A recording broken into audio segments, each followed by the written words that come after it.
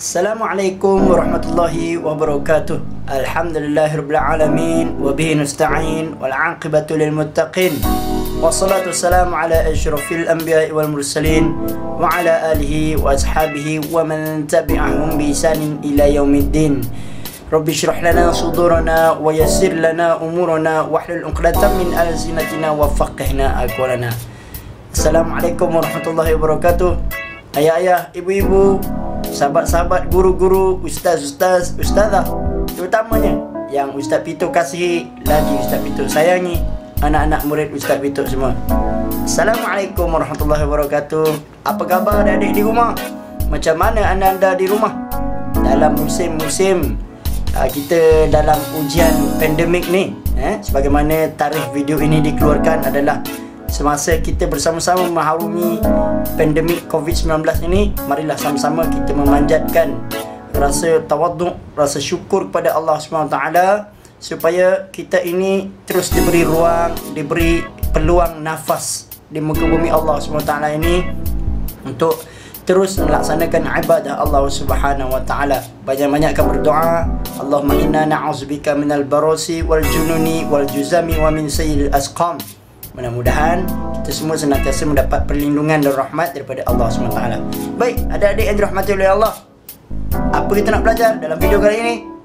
Kita nak belajar tentang solat fardu Jumaat. Solat Jumaat adalah satu ibadah yang sangat dituntut di dalam Islam. Solat Jumaat wajib dilakukan oleh setiap orang Islam yang berjantina lelaki. Apakah maksud solat Jumaat? Solat Jumaat ialah solat yang dilakukan pada hari Jumaat dan didahului dengan 2 khutbah. Baik adik-adik sekalian, apakah hukum menunaikan solat Jumaat? Hukum menunaikan solat Jumaat ialah fardu ain. Solat Jumaat ni wajib ke atas lelaki Muslim sahaja.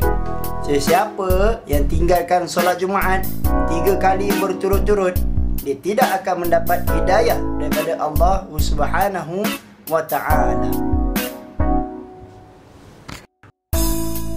Anak-anak yang dirahmati oleh Allah Subhanahu wa ta'ala, Nabi Muhammad SAW mengerjakan solat fardu Jumaat ini kali pertama ketika baginda singgah di Masjid Quba. Waktu itu ketika perjalanan baginda Rasulullah SAW pergi ke Madinah masa itu. Baik, apakah dalil yang mewajibkan solat Jumaat ni?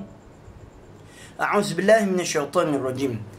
Ya ayyuhalladzina amanu idza nudiya lis-salati min yaumil jumu'ah fas'au ila dzikrillahi wa dzarul bai'. ذلكم خير لكم إن كنتم تعلمون. Sadaqallahul azim. Baik adik-adik, ayat ini diambil daripada surah Al-Jumu'ah ayat 9. Maksud dia apa? Ya ayyuhalladzina amanu, wahai orang-orang beriman, idza nudiya lis-salati min yaumil jumu'ah, apabila diseru untuk menunaikan solat Jumaat, fas'au ila dzikrillah, bersegeralah kamu untuk mengingat Allah. Wa dzarul bai', tinggalkan berjual beli. Dzalikum khairul lakum in kuntum ta'lamun. Yang demikian itu lebih baik bagi kamu jika kamu mengetahui. Surah Al-Jumu'ah ayat 9. Inilah dalil yang menyatakan bahawasanya solat fardu Jumaat ini adalah wajib. Ya adik-adik, sampai Allah kata apa dalam Al-Quran ni? Fas'au ila dzikrillah wa dzarul bai'. Fas'au ila dzikrillah, maka ingatlah Allah ni, maka bangunlah ingat Allah ni. Fas'au ila dzikrillah wa dzarul bai', tinggalkanlah jual beli, tinggalkan duniawi ni. Allah Ta'ala suruh kita fokus pada ukhrawi pada waktu ini. Cantik dan indahnya syariat Islam ini. Inilah dalil yang mewajibkan solat fardu Jumaat. Baik adik-adik yang dirahmati oleh Allah Subhanahu wa ta'ala, apakah syarat wajib solat Jumaat ini? Pertama sekali, hendaklah dia Islam. Tidak wajib bagi orang yang bukan Islam untuk menunaikan solat Jumaat. Yang pertama adalah Islam. Yang kedua, hendaklah baligh. Tidak wajib bagi kanak-kanak. Kalau dah baligh, maka syarat wajib untuk dia menunaikan solat. Yang ketiga, berakal. Tidak wajib bagi orang yang gila. Bagi orang yang tidak waras, orang yang tidak siuman, tidak wajib ke atas dia untuk menunaikan solat fardu Jumaat. Yang keempat, merdeka. Merdeka ni apa maksud dia? Hendaklah dia bebas. Dia bukanlah hamba. Tidak wajib ke atas hamba abdi ini untuk menunaikan solat Jumaat. Jadi dia kena merdeka, dia bebas. Yang seterusnya, lelaki. Syarat yang seterusnya adalah lelaki. Tidak wajib ke atas perempuan untuk menunaikan solat fardu Jumaat. Syarat wajib yang seterusnya ialah sihat, berkemampuan. Tidak wajib bagi orang yang uzur, yakni orang yang sakit, untuk menunaikan solat fardu Jumaat. Dan yang ketujuh, yakni yang terakhir, hendaklah dia bermastautin atau bermukim. Tidak wajib berjamaah bagi orang yang bermusafir. Hendaklah dia menetap di suatu kawasan itu. Dia menetap di situ dan jatuhlah syarat wajib ke atas dia untuk menunaikan solat fardu Jumaat. Baik adik-adik yang dirahmati oleh Allah Subhanahu Wa Taala, ayo kita telusuri apakah syarat sah menunaikan solat Jumaat. Yang pertama, solat Jumaat ditunaikan di tempat yang dikhaskan seperti masjid, dalam kawasan bangunan ataupun dalam kawasan binaan. Kedua, solat Jumaat ditunaikan secara berjamaah. Ketiga, solat Jumaat ditunaikan ketika waktu zuhur. Keempat, jumlah bilangan jemaah tidak kurang dari 40 orang yang tinggal tetap di kawasan itu. Yang kelima, solat Jumaat didahului dengan 2 khutbah. Yang keenam, hanya satu solat dilakukan di satu-satu tempat.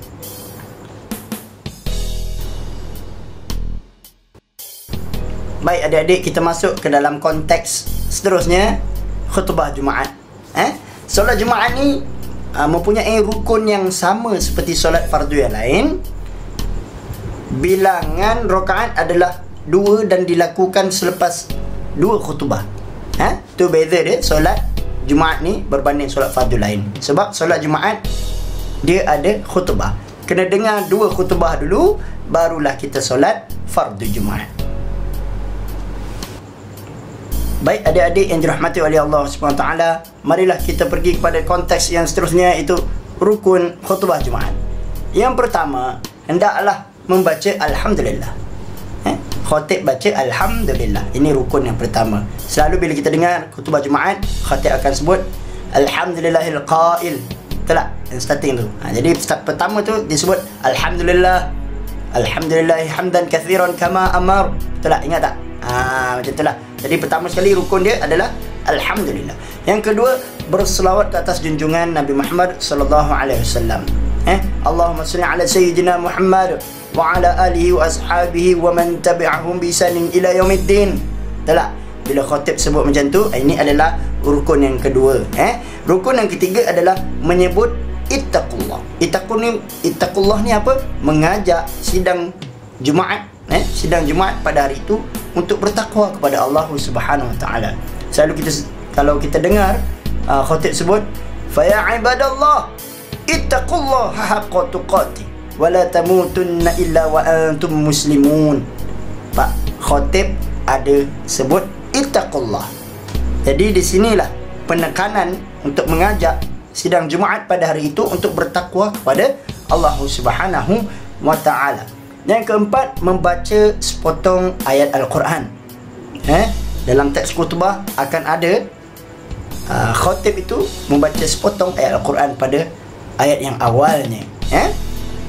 Baik, yang kelima adalah meminta keampunan daripada Allah Subhanahu Wa Taala dan mendoakan setiap muslim pada khutbah yang kedua sekurang-kurangnya rahimakumullah. Apa maksud rahimakumullah? Tuhan memberkati anda semua. Allah Subhanahu Wa Taala memberkati anda semua. Allah Subhanahu Wa Taala memberkati kamu semua.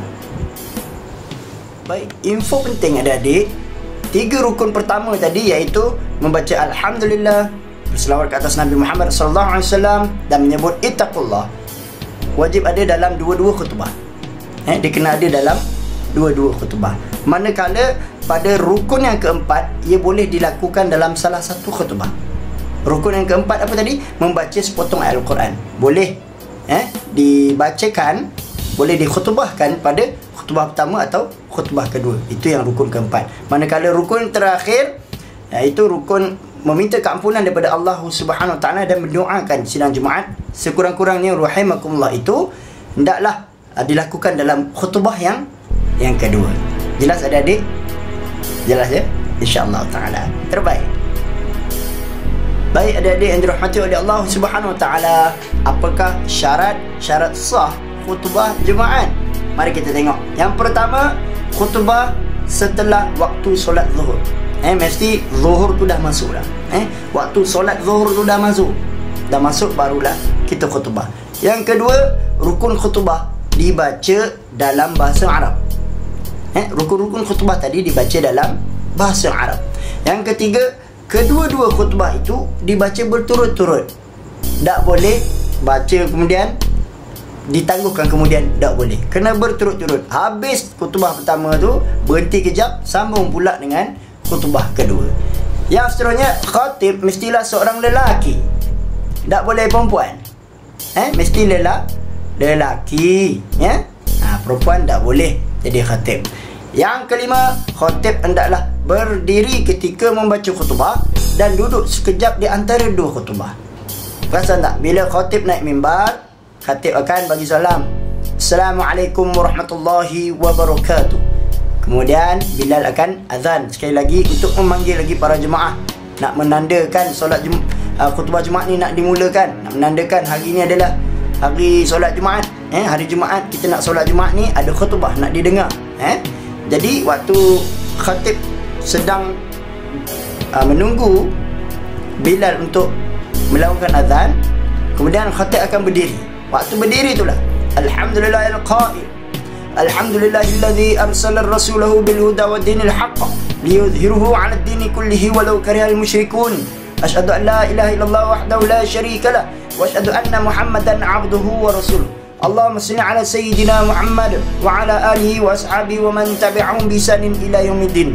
Amma ba'du, fa ya ibadallah, ittaqullaha haqqa tuqatih wa la tamutunna illa wa antum muslimun. Nampak tak adik-adik sekalian?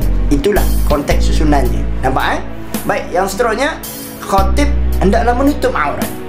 Khatib hendaklah berpakaian menutup aurat sebagaimana yang adik-adik tengok di masjid. Bila kita pergi masjid, bila kita pergi surau diri Jumaat, bila kita pergi mana-mana bangunan yang diberikan kelulusan untuk melaksanakan salat Jumaat, kita tengok khatibnya menutup aurat. Dan syarat sah khutbah Jumaat yang terakhir, khutbah hendaklah disampaikan dengan suara yang jelas, ikut sunnah Nabi Muhammad SAW. Rasulullah SAW menyampaikan khutbah dengan lantang, dengan jelas.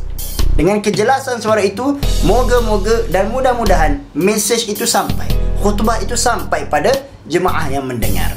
Ya, adik-adik sekalian, itulah dia ketujuh syarat sah khutbah Jumaat. Baik adik-adik yang dirahmati oleh Allah Subhanahu Wa Taala, kat sini ustaz nak pesan, Ustaz nak pesan pada adik-adik, bila time khutbah Jumaat, jangan bermain-main, jangan berlari-lari. Duduk dan berikan sepenuh perhatian, berikan 100% of focal kepada khatib yang sedang membacakan khutbah. Jangan main-main. Ini dok, tengah baca khutbah, dikejarnya pisang. Tak? Dikejarnya pisang. Kadang-kadang ada orang sedekah pisang, habis pisang dimakannya. Ustaz bukan marah adik-adik nak makan pisang, tetapi adik-adik time khutbah, dengar khutbah betul-betul. Jangan main-main, jangan jerit-jerit. Ya adik-adik cuba ubah ya. Jangan buat bising. Kita nak solat di rumah Allah SWT, kita tak boleh macam tu. Kena jaga akhlak kita, jaga adab kita. Nak kita duduk dalam rumah Allah SWT, kita kena jaga ya adik-adik. Boleh berubah ya, pelan-pelan. Abang-abang kalau nampak adik-adik tengah main-main tu, boleh tegur tau. Boleh tegur adik-adik tu, pesan dulu sebelum masuk masjid, cakap, awak adik-adik, kejap lagi kita nak dengar khutbah, jangan main-mainnya adik-adik. Cakap macam tu. Kita pesan hari-hari, pesan dengan penuh hikmah. sabarlah ya, bersabarlah. Kadang-kadang anak-anak aktif kan gitu. Bila anak-anak aktif gini, kena banyakkan bersabar. Dan dalam musim pandemik ni, suasana kita menunaikan solat fardu Jumaat adalah mengikut SOP yang telah ditetapkan oleh pihak pemerintah.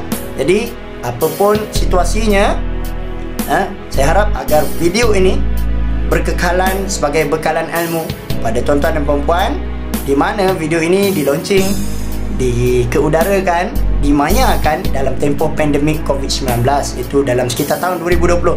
Oleh itu, diharapkan segala input-input yang berada dalam video ini akan kekal menjadi naungan ilmu, menjadi bekalan ilmu supaya dipraktikkan. InsyaAllah adik-adik ingat pesan Ustaz, jangan main-main, fokus, dan jom kita ubah diri kita.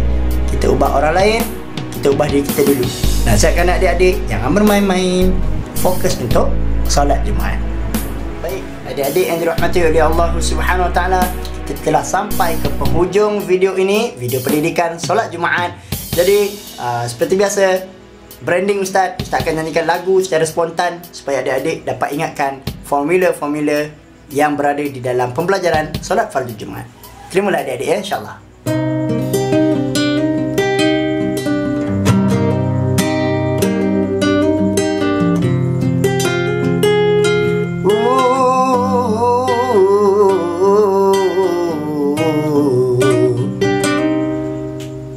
Solat Jumaat adalah ibadah yang dituntut dalam Islam kepada lelaki Muslim sahaja.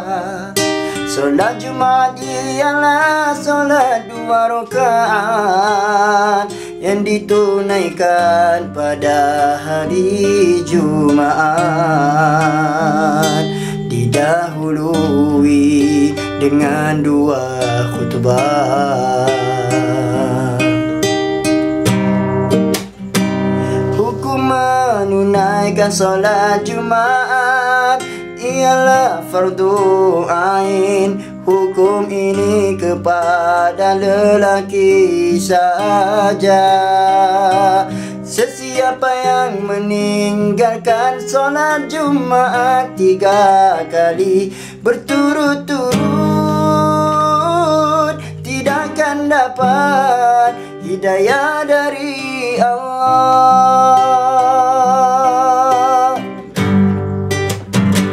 Syarat wajib solat Jumaat, Islam balik dan berakal, lelaki berkemampuan, bermukim merdeka.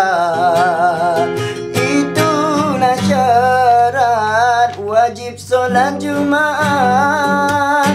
Syarat sah solat Jumaat ditunaikan di tempat yang dikhususkan, ditunaikan secara berjemaah, ditunaikan dalam waktu zuhur. Jumlah bilangan jemaah tidak kurang dari 40 orang yang menetap di kawasan itu, didahului dengan 2 khutbah. Hanya 1 solat dilakukan di satu-satu tempat.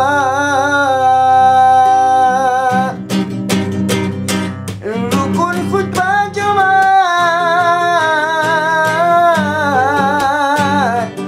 ada 5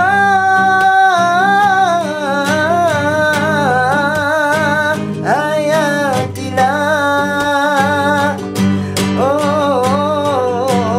Rukun khutbah Jumaat membaca alhamdulillah, bersolawat ke atas Nabi, menyebut ittaqullah, membaca sepotong ayat Al-Quran, meminta keampunan dan doakan jemaah sekurang-kurangnya rahimakumullah. Syarat sah khutbah Jumat, hayati bersama.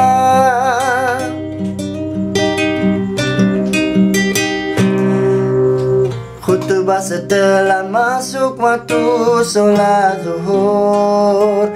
Rukun khutbah dibaca dengan dalam bahasa Arab. Kedua-dua khutbah dibaca berturut-turut. Khatib mestilah lelaki. Khatib hendaklah berdiri ketika membaca khutbah. Duduk sekejap di antara dua khutbah.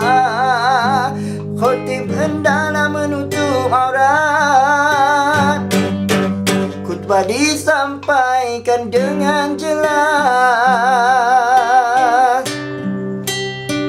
Oh, adik-adik, jangan bermain ketika khutbah Jumat. Ingatlah pesanku selamanya, wahai adik semua.